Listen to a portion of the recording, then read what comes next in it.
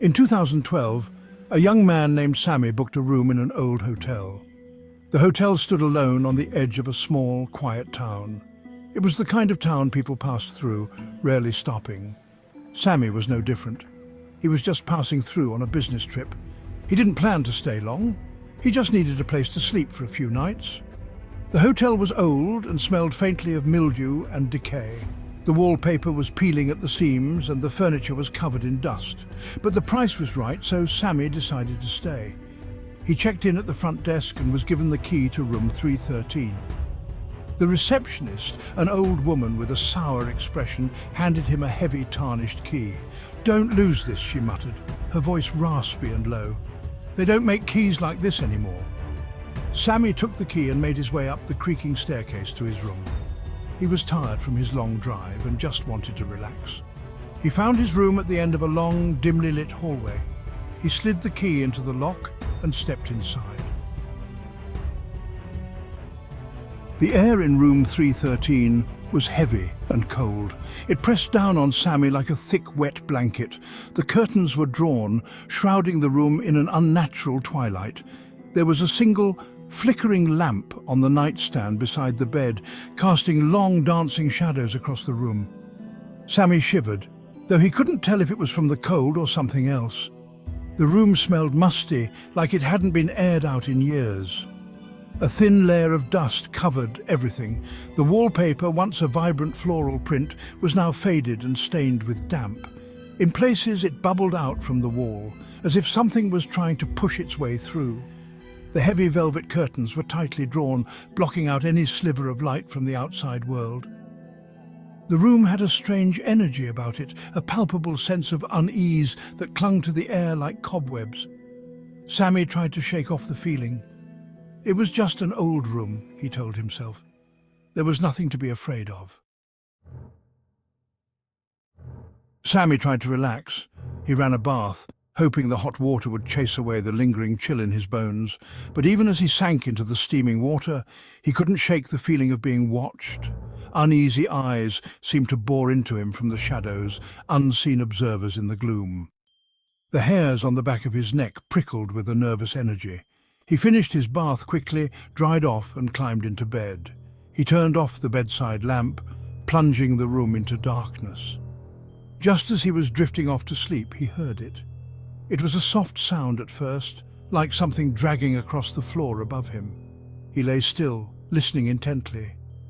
The sound came again, more distinct this time. Footsteps. Heavy, deliberate footsteps pacing back and forth across the ceiling.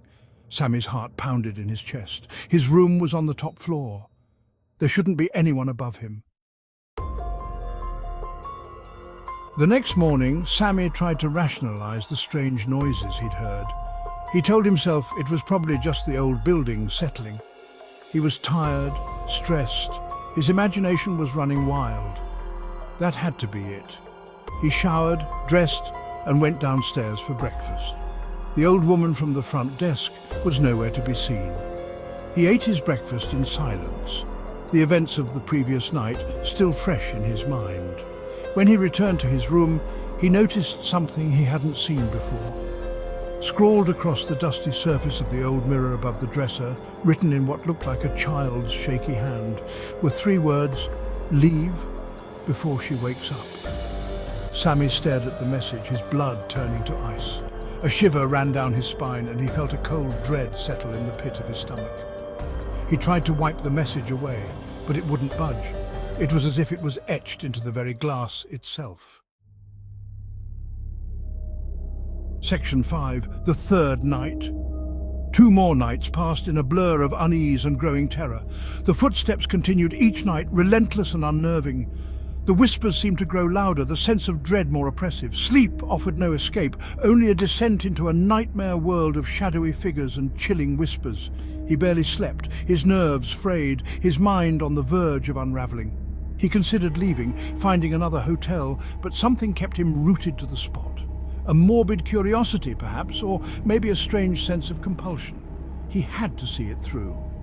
He had to know. On the third night, Sammy woke with a gasp. The room was ice cold, the air thick with a palpable sense of menace. He could feel the hairs on the back of his neck stand on end. And then he saw her. A figure, shrouded in shadows, stood at the foot of his bed. A woman, her long dark hair cascading down her back like a silken waterfall, obscuring her face. He couldn't make out her features in the darkness, but he could feel her eyes boring into him, cold and full of malice. Panic seized Sammy. He scrambled back against the headboard, his heart pounding a frantic tattoo against his ribs. He fumbled for the bedside lamp, his breath catching in his throat. The figure remained motionless, a spectre of dread at the foot of his bed. With a shaking hand, he finally managed to switch on the lamp. The dim light flickered to life, casting long, grotesque shadows across the room, but the figure was gone. Sammy didn't hesitate. He scrambled out of bed, his mind a whirlwind of terror and adrenaline. He grabbed his things, barely taking the time to pack, and fled the room. He raced down the hallway, his footsteps echoing in the silence. He didn't look back. He didn't need to. He could feel her presence behind him, cold and vengeful. Sammy burst through the lobby doors, gasping for breath. His eyes darted around frantically, searching for the old woman, for anyone. The lobby was deserted, cloaked in an eerie silence that amplified the pounding of his own heart. He slammed his hand down on the bell on the counter, the sound echoing through the empty space. He waited, his chest heaving, his body trembling with fear and adrenaline. Finally, the old woman emerged from a back room. Her eyes widened in alarm when she saw Sammy, his face pale and streaked with sweat, his eyes wild with terror. "What is it?" she rasped, her voice sharp with concern. "What's wrong?" Sammy could barely speak. "The room," he choked out, his voice hoarse. "There's something in that room." The old woman's face hardened. A look of grim understanding washed over her features. "Room 313, she muttered, more to herself than to Sammy. "I should have known." The old woman listened patiently as Sammy recounted the strange and terrifying events of the past few nights. When he was finished, she let out a long, weary sigh. "That room," she said, her voice barely a whisper. "It's been like that for years. Ever since—" She trailed off, her eyes clouding over with a distant memory. "Ever since what?" Sammy pressed, his curiosity overriding his fear. The old woman shook her head slowly. "It doesn't matter now, it's too late." "Too late for who?" Sammy asked, a knot of dread twisting in his gut. The old woman just shook her head again, her face etched with a mixture of sadness and resignation. She refused to say another word about room 313 or its mysterious past. Sammy left the hotel that night, never to return. He tried to put the experience behind him, to forget the terror he'd felt, the chilling presence he'd encountered, but some things are not so easily forgotten. Weeks later, Sammy disappeared. No one ever saw or heard from him again. The old hotel still stands on the edge of town, a crumbling monument to forgotten tragedies. Room 313 remains locked, sealed off from the rest of the world. Locals whisper tales of its dark history, of the young man who disappeared without a trace, of the chilling presence that haunts its shadowy corners.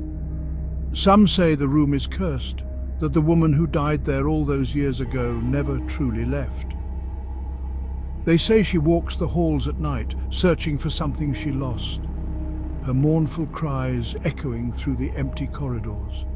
And on stormy nights, when the wind howls through the eaves and the rain beats against the windows, they say you can still hear her, whispering her warnings, pleading for someone, anyone, to heed her call, to beware the haunting of room 313.